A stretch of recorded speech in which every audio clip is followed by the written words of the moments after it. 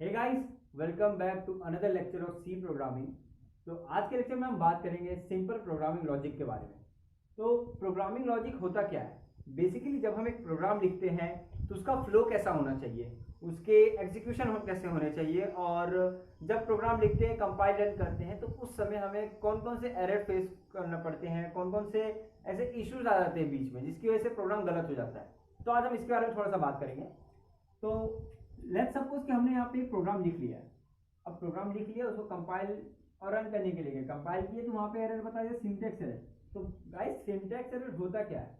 तो syntax error होता है कि जब आप एक प्रोग्राम लिखते हो, प्रोग्राम में कोई code of the line missing है, कोई फंक्शन आपने वहाँ पे गलत यूज कर लिया है, वहाँ पे आपको प्रिंटर यूज करना था पर आपने 2 बार स्कैनर यूज कर लिया है, तो वहाँ पे वो गलत हो जाएगा। बाद में आपको वहाँ पे कहीं सेमी कॉलन लगाना था पर आप लगाना भूल गए, तो वो आ जाएगा सिंटैक्स एरर में।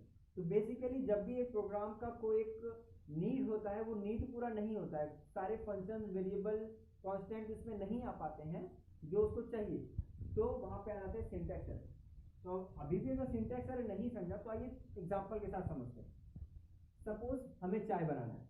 अब चाय बनाना है तो हमें कुछ रिक्वायरमेंट्स मिले हैं, वो है केटल, मिल्क और शुगर। तो गाइस, बस केटल, दूध और चीनी से तो हमारा चाय नहीं बन सकता है, कम। तो यहाँ पे एक बहुत इंपॉर्टेंट रिक्वायरमेंट है जो कि मिसिंग है।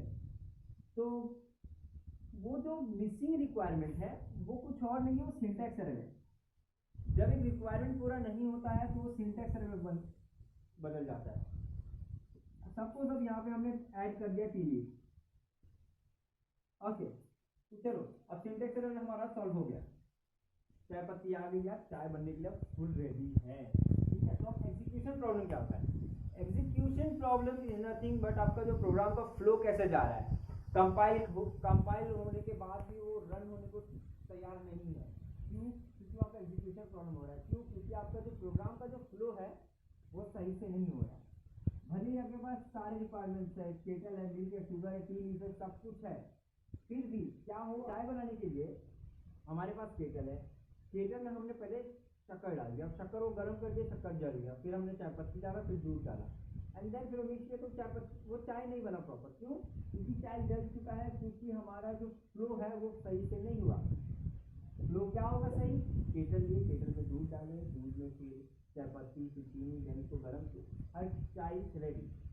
यही है एग्जीक्यूशन प्रॉब्लम। अगर हमारा प्रोग्राम का फ्लो सही हो, जैसे कि हाँ, यहाँ पे फंक्शन आया, फिर वेरिएबल आया, फिर वेरिएबल का डिक्लेरेशन आया, तो उसके बाद ये बहुत सही हो जाता है। अगर वो आपका हुआ तो एग्जीक्यूशन प्रॉब्लम नहीं होगा।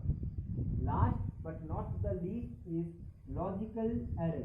तो लॉजिकल एरर होता क्या है? लॉजिकल एरर एक्चुअली ये थोड़ा हार्ड होता है फाइंड करने में, क्योंकि आपका कंपाइल सक्सेसफुली हो जाता है, रन भी सक्सेसफुली हो जाता है, लेकिन ये जो प्रॉब्लम होता है ये रिलेटेड होता है आपके कैलकुलेशन के हिसाब से, आपके अरिथमेटिक प्रॉब्लम,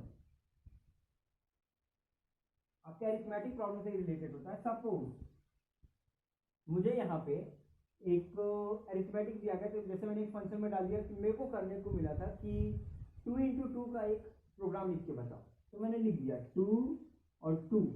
बेसिकली मुझे 2 वेरिएबल का, सपोज 2 वेरिएबल कर लेते हैं, वेरिएबल ए और वेरिएबल बी, और बोला गया मुझे कि इनका मल्टीप्लिकेशन करके मुझे दो। बोला ठीक है मैं देता हूँ। तो मैंने 2 वेरिएबल ले लिया, एक 2 और दूसरा भी 2, और इनका बीच में मुझे बोला गया कि मल्टीप्लिकेशन करना, पर गलती से मैंने एडिशन कर दिया। अब 2 × 2 क्या होता है? 4, और 2 + 2 भी 4 ही होता है। तो मुझे लगा अरे यार सही आ गया मेरा आंसर, अब चलो आगे बढ़ते हैं। मैंने इसको आगे फॉरवर्ड कर दिया, सबमिट कर दिया। अब मैंने 2 और 2 वेरिएबल लिया, इसका मतलब ये नहीं है कि जिसको मैंने फॉरवर्ड किया वो भी 2 और 2 ही लेगा। उसने लिया 3 और 2, और मुझे बोला गया था मल्टीप्लिकेशन करने के लिए, पर मैंने गलती से ऐड कर दिया। 3 × 2 होता कितना है? 6, लेकिन आया कितना? 5। गलत। तो ये होता है लॉजिकल एरर, जिसकी वजह से बोला जाता है कि जब भी आप कोई अरिथमेटिक वहाँ पे इक्वेशन डालो या फिर कोई फॉर्मूला डालो, तो आप उसको एक बार डबल चेक कर लेना कि रिक्वायरमेंट्स क्या है और आप वहाँ पे क्या डाल रहे हो। तो अभी हम देखेंगे प्रोग्राम में। तो प्रोग्राम जब भी हम लिखते हैं तो उसमें हम वेरिएबल लेते हैं जिसमें वैल्यू हम स्टोर करते हैं। सपोज हमने यहाँ पे एक वेरिएबल ले लिया इंट a = 32। अब आप में से ज्यादा लोग सोच रहे होंगे ये इंट क्या है, आगे चल के समझेंगे, नॉट अ प्रॉब्लम, बस इतना समझ लीजिए ये एक डेटा टाइप है। ओके, तो ये प्री डिफाइंड रहता है, तो इसके बारे में आपको ज़्यादा सोचने की जरूरत नहीं है। मेन चीज है ये वेरिएबल। वेरिएबल वो होता है जिसको मैथमेटिक्स के लैंग्वेज में बोला जाता है let something is equal to something. तो यहां पे है वेरिएबल ए, ये हो गया वेरिएबल,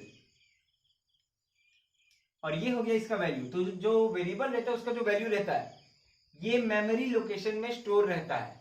और सपोज मुझे अगर एक ऑपरेशन करना है a प्लस बी, तो सपोज a 32 है और b इज इक्वल टू 2 है, तो जब इनका a प्लस बी करेंगे तो इसका जो वैल्यू आंसर आएगा c में, उसका value c is equal to 34 हो जाएगा। ये भी मेमोरी लोकेशन में ही स्टोर होगा। तो वेरिएबल्स और उनके आंसर सब मेमोरी लोकेशन में स्टोर होंगे।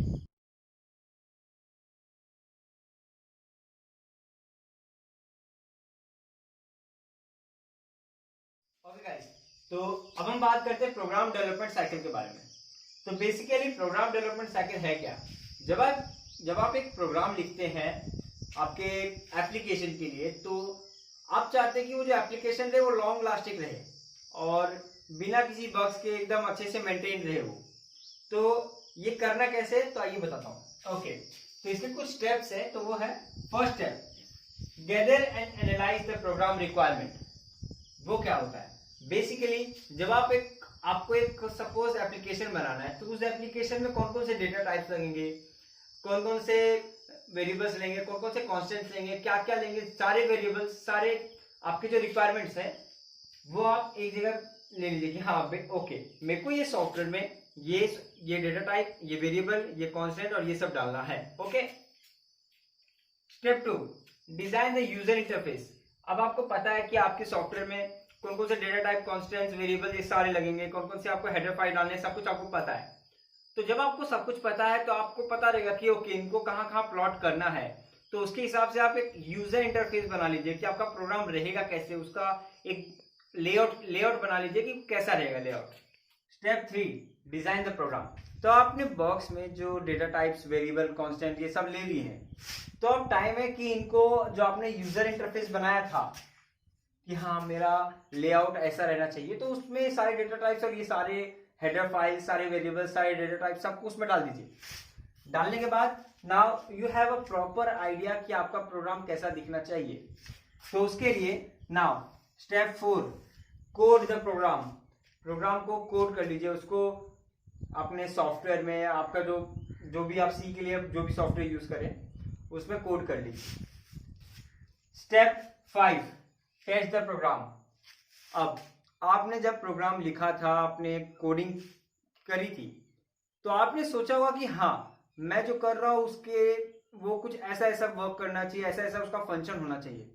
तो आप टेस्ट कीजिए कि आपने जैसा जैसा सोचा था वैसा वैसा हो रहा है कि नहीं। अगर नहीं हो रहा है तो वापस से कोड पे जाइए, थोड़े फेरबदल कीजिए and then again test the program. आपका टेस्ट सक्सेसफुल रहा कि हाँ आपने जो सोचा उस पर खड़ा उतरा आपका प्रोग्राम। तो now next step is 6 step, document the program. Program को सेव कर लीजिए, नो मैटर कि आपका कंप्यूटर का साइज क्या है, कौन से ब्रांड का है and all that. Save the program. हाँ ये है कि अगर आप कोड को सी लैंग्वेज से लिख रहे हैं तो जाहिर सी बात है आप उस पर एक्सटेंशन लगाइएगा .c, ये इंपॉर्टेंट पार्ट है।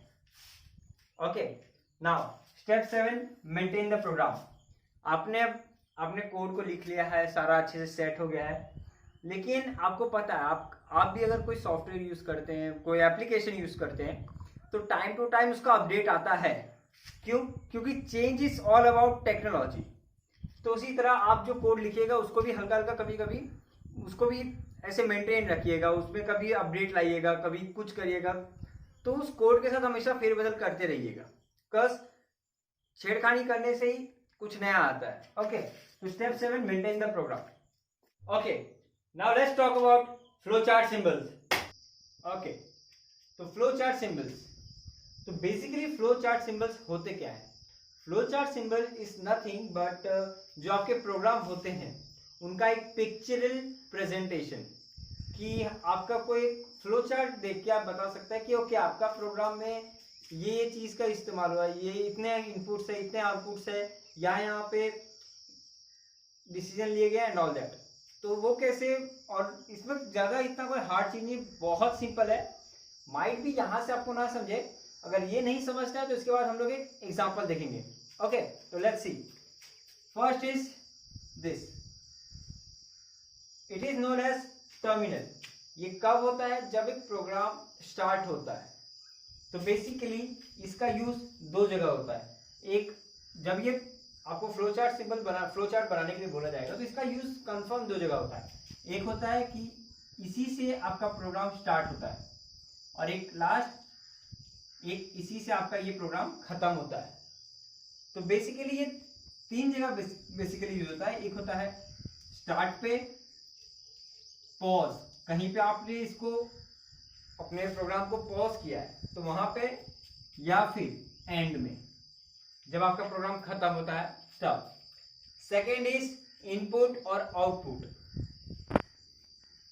जैसे ये फ्लोचार्ट जैसा कुछ दिख रहा है, यहाँ पे अगर इसके बाद हमने ये डाल दिया तो इसका मतलब होता है कि यहाँ पे या तो हम लोग कहीं से कोई वेरिएबल्स इनपुट ले रहे हैं, या फिर वो इनपुट की वजह से कोई आउटपुट आ रहा है। ओके, तो नाउ ये हो गया। Now is processing. Processing is, suppose यहाँ पे मैंने ये ले लिया बॉक्स में एक कैलकुलेशन हो गया, ठीक है। तो कैलकुलेशन ले लिया, क्या हुआ? Okay, next is processing. तो प्रोसेसिंग क्या है? जब जैसे कि हम लोग ने यहाँ पे लिया इनपुट आउटपुट ले लिया, तो प्रोसेसिंग इज नथिंग बट, यहाँ पे जब भी हम लोग ये फ्लो चार्ट में डालेंगे तो इसका मतलब होता है यहाँ पे कुछ कैलकुलेशन हो रहा है, या फिर इनपुट आउटपुट में से अगर इनपुट डाले हैं तो जाहिर सी बात है उनके बीच में कैलकुलेशन होगा, तो वो कैलकुलेशन इस बॉक्स में होगा। Okay, the next is decision. Decision कब लेते हैं? जब हम लोग को यहाँ फ्लो चार्ट में तब लेंगे जब हम लोग को आइदर इफ एल्स लगेगा, एल्स इफ लगेगा, इफ एल्स लगेगा। जब ये सब लगेगा तब डिसीजन करेगा। डिसीजन क्या होता है? बेसिकली आइदर दिस और आइदर दैट। इस पॉइंट पे जब ये अगर कहीं पे लग गया तो इसका मतलब है यहां से ब्रांचेस निकलेंगी, ये भी निकल सकता है। ओके, तो इट्स अ पॉइंट जहां से ऐसे ब्रांचेस निकलेंगी, ऐसे अलग अलग वैल्यूज के। Next is flow lines. तो फ्लो लाइंस क्या होती है? बेसिकली अगर ये प्रोग्राम है तो इसमें जैसे कि यहाँ पे हमने स्टार्ट किया, स्टार्ट के बाद डाउनवर्ड एरो डाला, यानी कि अब प्रोग्राम नीचे है बाकी, फिर ये डाला हमने इनपुट आउटपुट, फिर डाउनवर्ड वाला। तो यानी कि ये जो फ्लो लाइंस का है उसका बस एक ही यूज है, वो है कि डायरेक्शन बताना कि प्रोग्राम का फ्लो किधर की तरफ है। Okay, next is connector. Suppose हमारा जो प्रोग्राम है बहुत बड़ा है, अब यह प्रोग्राम बड़ा है तो फ्लो चार्ट भी बड़ा होगा। तो कनेक्टर का काम ये होता है कि अगर आपका सपोज ये मेरा एक पेज है, मैंने यहाँ पे बनाना चालू किया फ्लो चार्ट और यहाँ पे आ गया पूरा खत्म नहीं हुआ, तो करना कुछ नहीं है, लास्ट में ऐसे करके ये सिंबल बनाना है और नेक्स्ट फिर यहां से इसी सिंबल से चालू करना है। तो बेसिकली कनेक्टर क्या होता है? एक ऐसे दो लाइंस को ऐसे कनेक्ट करता है कि हाँ, अगर एक पेज में खत्म नहीं हुआ तो यहाँ पे कनेक्टर डाल के आप सेकंड पेज से चालू कर सकते हो। अगर आप कनेक्टर नहीं डालोगे तो वो प्रोग्राम गलत हो सकता है, बेसिकली वो गलत ही होता है। तो कनेक्टर डालना इज कंपल्सरी अगर आपका एक पेज में फ्लो चार्ट खत्म नहीं हुआ है तो।